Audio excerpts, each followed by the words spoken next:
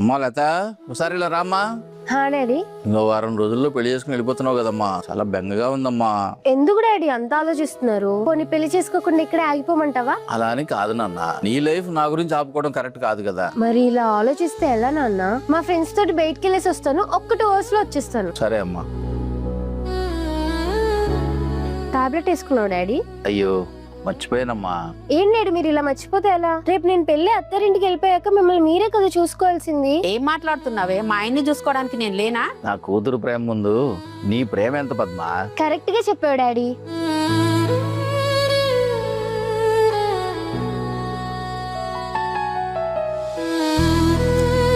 ఇప్పుడు ఎందుకు నా కూతురు పెళ్లి చేసుకుని అత్తారింటికి వెళ్ళాలి?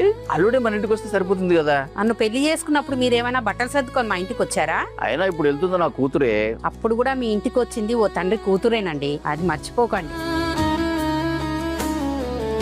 నాకు అస్సలు మా డాడీని వదిలేసి వెళ్ళాలని లేదే.